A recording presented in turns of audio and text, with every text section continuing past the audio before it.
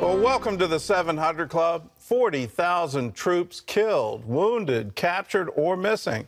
NATO estimates that 1/5 of the Russian forces that invaded Ukraine 1 month ago are now off the battlefield.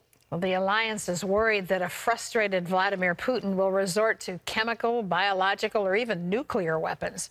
President Biden is meeting with European leaders in Brussels today, calling on them to increase the economic pressure on Russia. Heather Sells reports.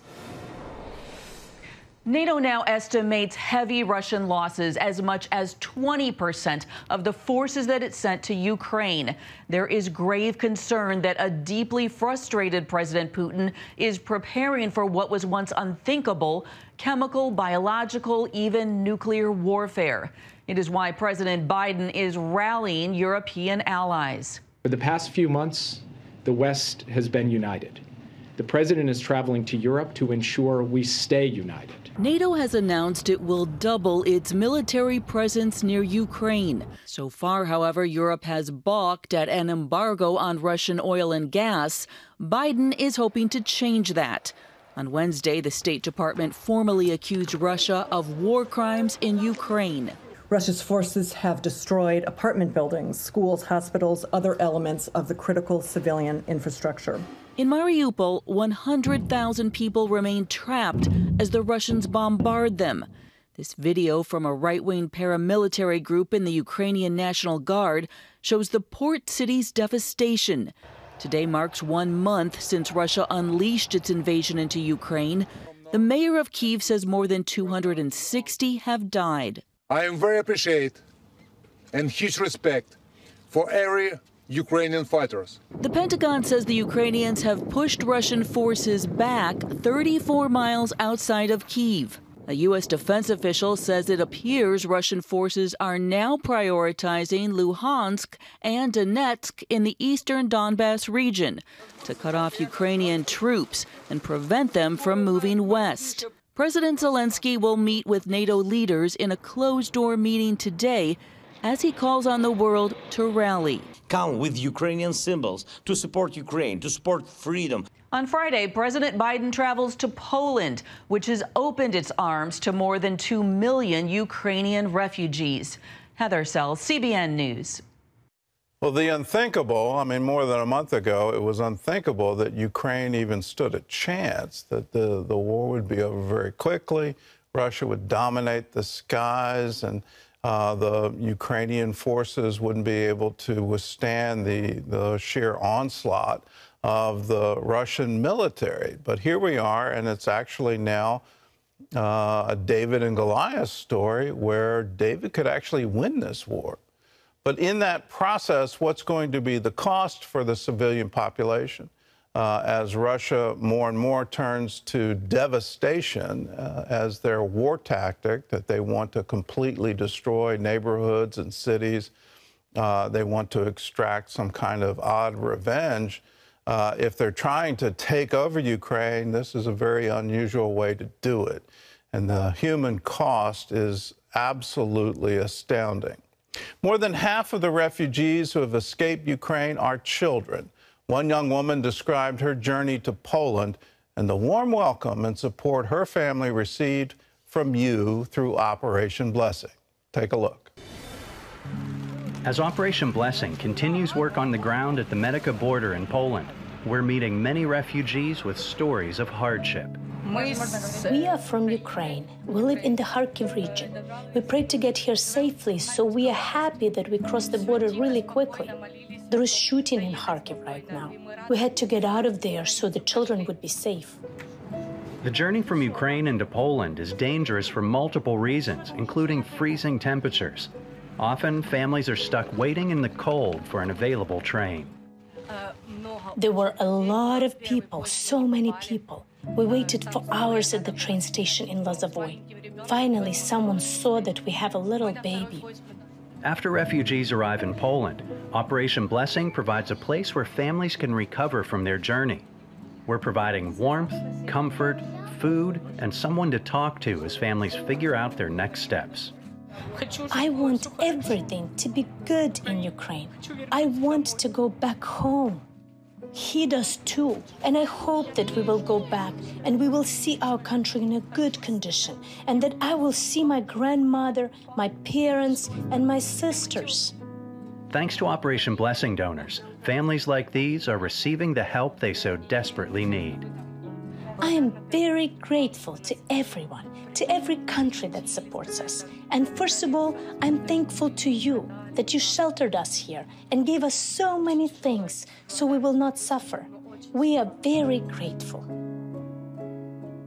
Well, right now, those refugees are staying in tents, and we're there in your name, supplying them with the food, the water, the heaters that they need just to survive. These are obviously very primitive conditions, but it's much better than just being on your own outside with no shelter, no warmth, no food, no water. We're there, and we're there in your name. If you want to be a part of this relief effort, all you have to do is pick up the phone and call us and say, yes, I want to help. I want to provide food. I want to provide water. I want to provide the things that these refugees so desperately need. We're located, the main center is located on the Polish side of the border. That's where we're receiving all these refugees. As long as we can, we're also shipping relief goods inside Ukraine, even into the battle zones. We're using all the wonderful Orphan Promise centers that are throughout Ukraine. There's a map showing all of them that have been mobilized to help with the refugees. And those who have been displaced, which is a whole nother community that aren't able to make it to the border, but they can't live in their homes anymore. So we want to be there. We want to be there and help them, and we're doing it in your name when you give. So if that's you, give us a call, 1-800-700-7000. You can also write to us at CBN Center, Virginia Beach, Virginia, 23463. Just put put Disaster Relief Fund on the memo line of your check. You can text OB Crisis to 71777. Or you can go to cbn.com. There's a place on the giving page where you can designate your gift to the Disaster Relief Fund. Do it now. Be a part of the solution. 1-800-700-7000. In other news, President Biden's nominee to the Supreme Court faced a final round of questions yesterday. John Jessup has more on that story from our CBN News Bureau in Washington. John? Thanks, Gordon. Ketanji Brown Jackson fielded questions on religious liberty and accusations of being soft on crime. However, it's an exchange that took place in an earlier hearing that's gained traction. CBN's Caitlin Burke reports. A similar line of questioning from Republicans Wednesday again led to Judge Jackson defending her record and fending off criticism that she's too soft on crime and child predators. She also spoke on freedom of religion.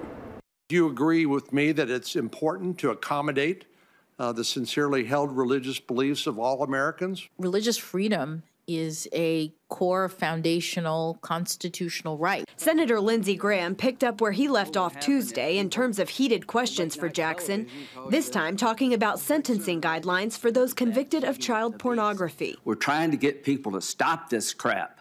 So when you troll on the internet and you pull down thousands of images of children from the internet, I want you to stop that. I want people to go to jail who do that. Gaining a lot of attention from her opponents is an exchange from Tuesday evening's hearing when Senator Marsha Blackburn pressed Jackson over an opinion by former Justice Ginsburg on gender issues. Do you interpret Justice Ginsburg's meaning of men and women as male and female?